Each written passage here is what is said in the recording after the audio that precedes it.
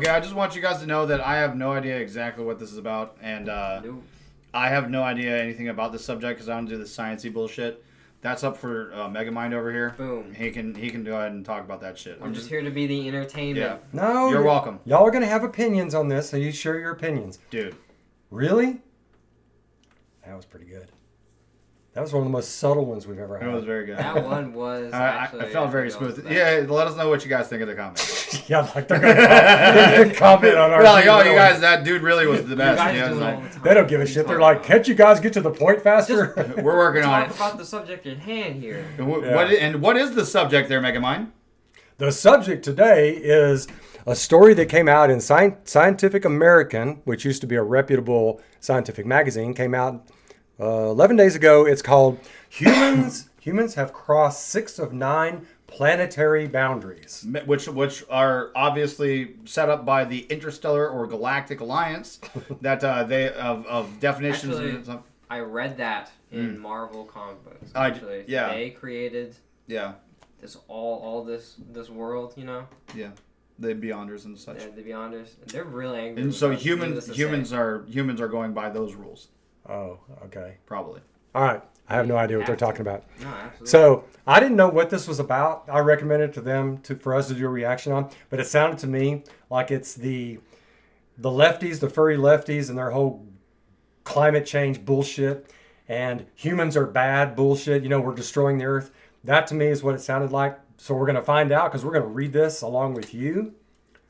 Spoiler alert. The very next story says climate change. Yeah. So well, Scientific American, I used to subscribe to them like when they were an actual magazine that came to your doorstep, like back in the 80s and 90s, and they had actually good shit. But now scientists have been taken over by the lefties. So you just never know. That's where the money is. Yeah, that's where the money is. Yeah. You know, that's where you get the grants from. It's like, hey, prove that we're killing the world. Okay. Yeah. And I didn't see this before, but right above that headline, it says climate change. Yeah. Did you see that? Spoiler. No, I was looking at this one right here. Yeah. So anyway, evidently this is going to be about climate change. Okay. And the subheadline on this is scientists analyzed 9 so-called planetary boundaries and found humans are currently transgressing 6. We're transgressors. We are. I transgress every day to myself. I do too. As a matter of fact, this hand it's been transgresses all the time, doesn't it? Transgresses so much you have to use the other hand. I don't have hairy palms though. That was a lie. It is a lie. Okay, so we're going to read this along with you. And the reason for this is we're just going to make fun of these bastards for their delusions. Give me 1 second. Because how the hell do you know it's a lie? What? Climate change? The hairy palms. I'm taking the Fifth Amendment. That just popped in my head. I was like, wait a second. He just said that so definitively. Pleading the Fifth Amendment. All right. I shall not incriminate myself. All right. Masturbation joke's gone. It was just a guess. Oh, yeah. Okay, so all right. So first paragraph: human activity is turning Earth into a world that may no longer adequately support the societies we've built. Scientists warn in a new study charting whether and why and by how much we have surpassed 9 planetary boundaries. I don't know why that was so hard to read. We apologize, people. He's new to this. English is not his first language. I don't have my glasses on. Okay, so just the way they start this whole thing, they're warning on this, and that we may no longer adequately support the societies we've built. How is that even possible? That's impossible. No. According to Scientific American, it's we may not. Have you heard of John Malthus? I think his first name was John. John Malthus was a 19th century Chicken Little guy. He said that the sky's falling. Human beings would no longer be able to support themselves with enough food because the population was growing so fast. Oh yeah, I heard about that. Yeah. So that's called Malthusian. Oh really? I thought it was He's the guy who came up with that, John Malthus. So anyway, so he said that, and what it was his refusal to understand technology and the implications of the Industrial Revolution, human ingenuity, better farming, better manufacturing, So obviously it turned out to be false. There's 8 billion people now. I don't know if you guys could tell. You're still alive. He may have been wrong. Yeah. Maybe I'm slightly wrong. So there are now about 6 times as many people on Earth as there was when John Malthus wrote that. And that's an inconvenient truth. Yeah, and if you'd have told him that, he would have told you that that was going to happen. He'd have told you you're out of your mind. But that kind of ignorance is what this is. We will be able to adequately support societies for as long as we have societies. I think I heard something about the carbon. There's like 0.0 something percent of carbon dioxide actually in the atmosphere, and from that it's 0.024, I think. So 0.0, and from that we humans are can be attributed to 0.00003. Yeah, or something close to that. It's close to that. Yeah, they actually can't even be sure that we're actually that the increase, it's gone from 240 particles per million to 400 particles per million in the last 25 years. But they can't even be sure of that because most of the CO2 comes from the oceans and from volcanoes. So they can't even be sure of that. And one reason they can't be sure of that is the Industrial Revolution kicked in majorly during World War II and afterwards. And there was actually a lot of smog in LA, Beijing, Tokyo, New York. Yeah, they had to put up places. like turbines and shit like that and do like breathing stations. So there was a huge amount of CO2 kicked in the atmosphere between World War II and the year in 1990. So that's 45 years. But the CO2 level didn't go up.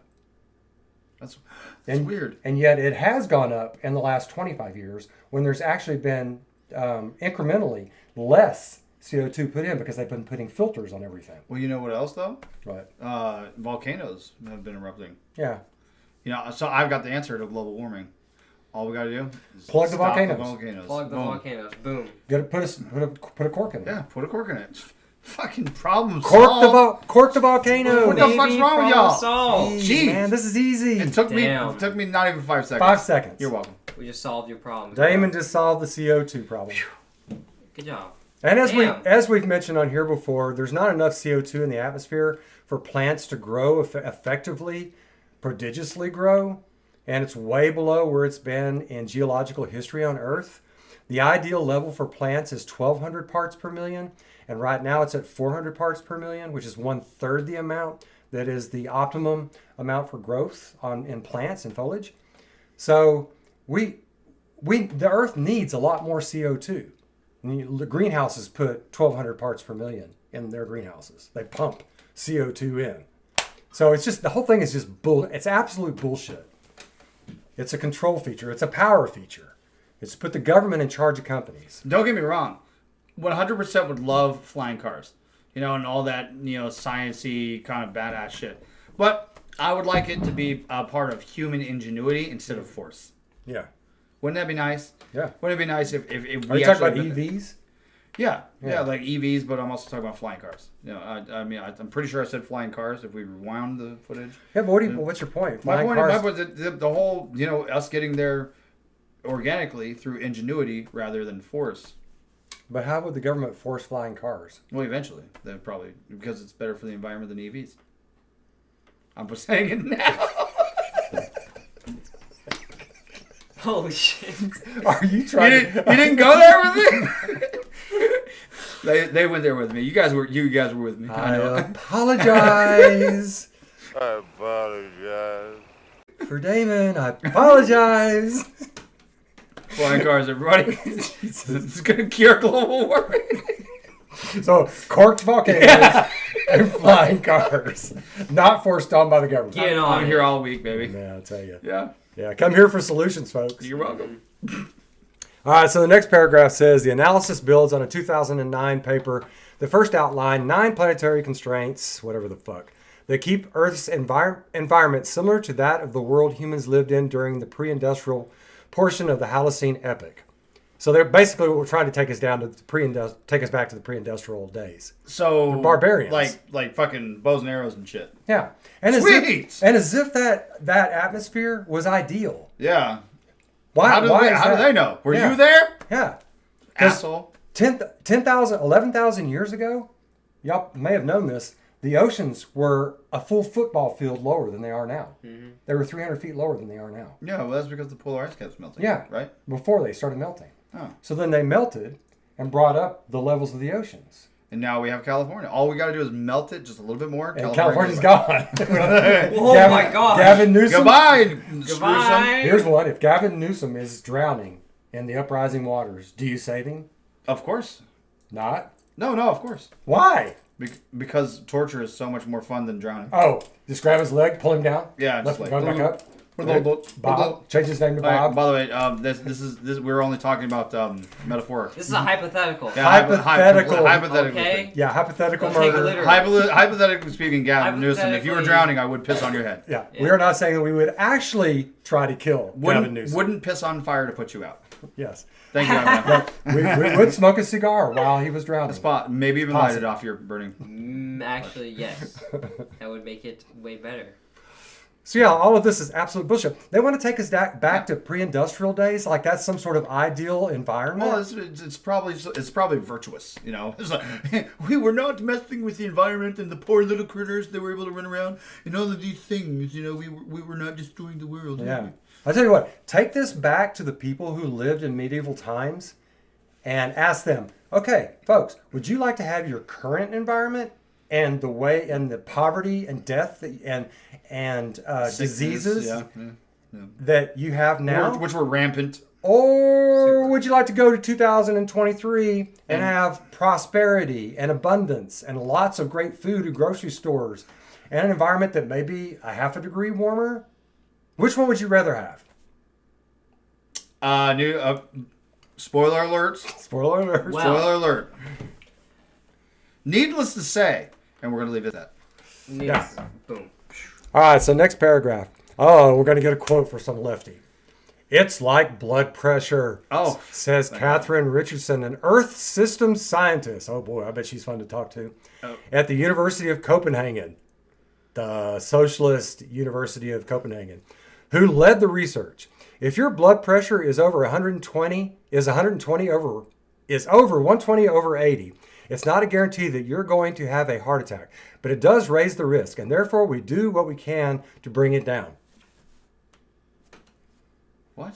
What the fuck is she saying? 120 over 80 is the perfect blood pressure. If it's over 120. Yeah, no, but that's like the perfect. Like, yeah. like, there So are if it's a people little bit over that, a that's little no bit big over. deal. Yeah, like I'm 132 over 85. Yeah, that's perfectly fine. Yeah, that's perfectly fine. But my doctor tells me that all the time. He's like, well, your body mass, your body structure, the way you are, you're okay. You know, by the way, lose weight, fatty. That's what he doesn't actually say it like that, but I do he's say thinking it. it. I do He's say it thinking like it. that. But the point being, you know, so like, what the fuck is she trying? She's trying to use an analogy that doesn't make sense in the first place. Because, well, actually, no. Because what is the perfect environment for Earth? Other than what this guy was talking about with the 1,200 parts per million of CO2 for plants. So if we are using that as an objective standard, there's got to be an objective standard somewhere. What is it? Zero carbon dioxide?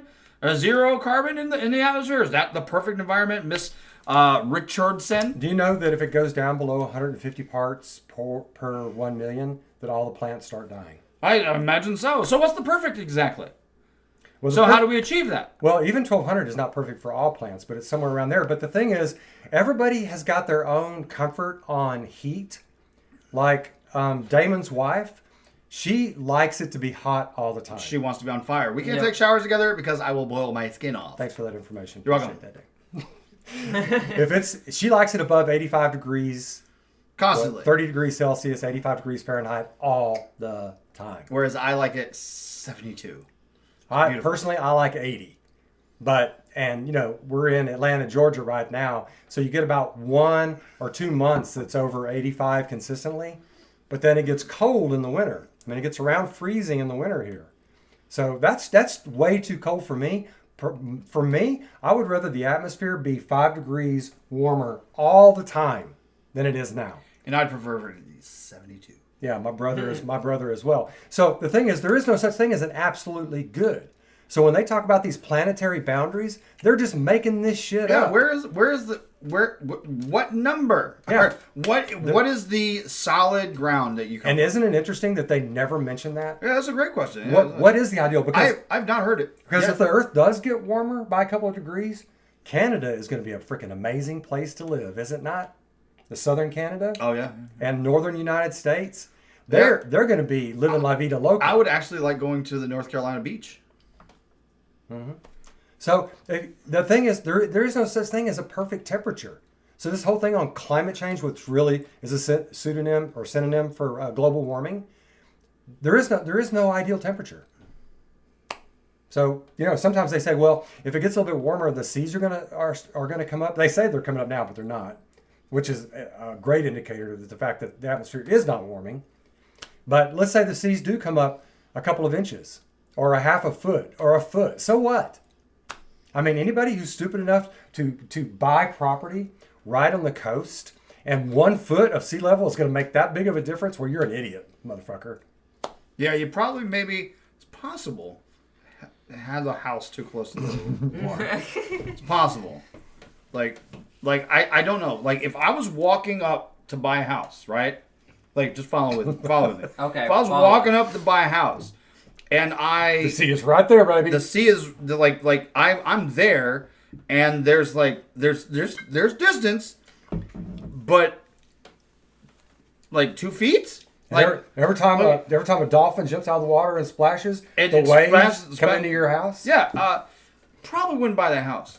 Probably I would possibly think as I'm walking up to it, I'd be like, that's pretty close to the water.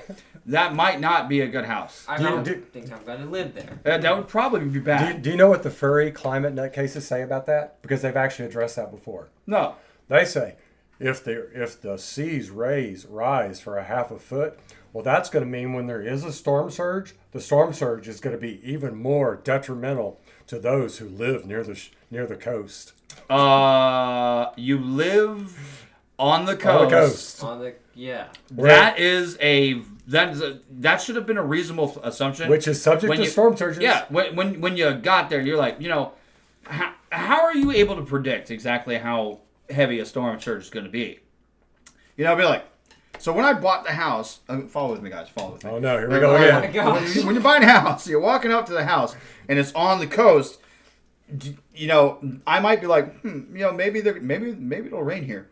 Maybe a hurricane will Yeah, be maybe coming. you see maybe a hurricane or something. It's like, these aren't considerations when you buy a house on a beach. It's like if you live in Tornado Alley, What the hell? which I did for the first part of my life. You have a basement. You have a place that you go to in case of a tornado, and you have insurance for the house. Insurance and a basement. These aren't considerations. Like, am I missing something here? Yeah, you're missing that these people are lefties, and they don't bother to deal with facts.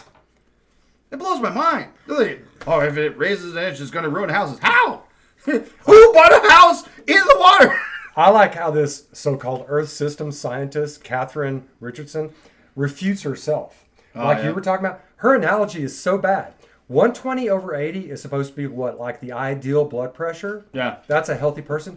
But as Damon was saying, if it's 125 over 85, you're perfectly fine. Mm-hmm. The doctor will say, oh, you're good. It's give or take right now. You get up into the 135, 140 area, we'll talk again, maybe give you a little bit of medicine.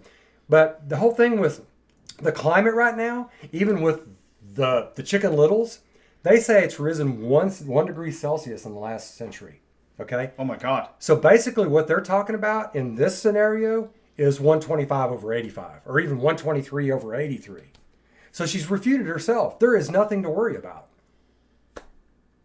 It's not even a good analogy. She's so stupid. She doesn't even It's pretty bad analogy. Well, I mean, she is to be fair, she is an Earth system scientist. She is not a biologist. Yeah.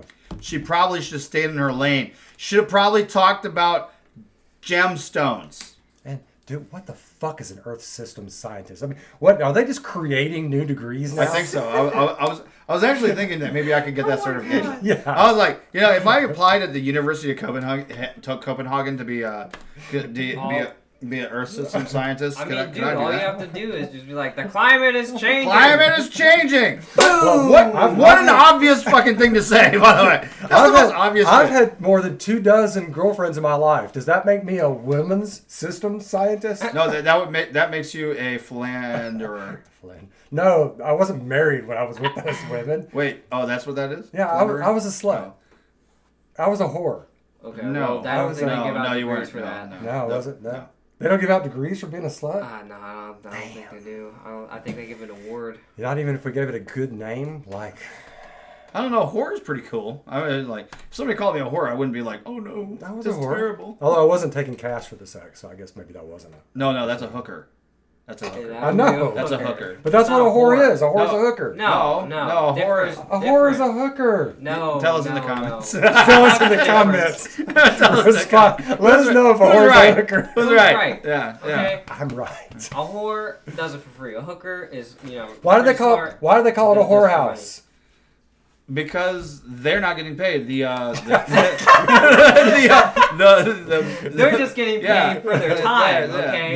They're just. What's the dude called who's in charge of the whores? What's the pimp? the pimp? Yeah, Pimp. they're not the Or the pimp. madam. Yeah, the pimp or the madam. The See, pimp or the madam. that's the The person. madam. Yeah, that's why they're whorehouse. Yeah. Yeah. So anyway, I didn't want to read any more of this. Do you want to read any more of this? No, I didn't want you to read it. Honestly, I was having fun with the analogy. Yeah, this is good. That's the Hey, only reason we're Scientific talking American, fuck you. I mean, sorry, it's a great article, dude. You gone down the tubes, man.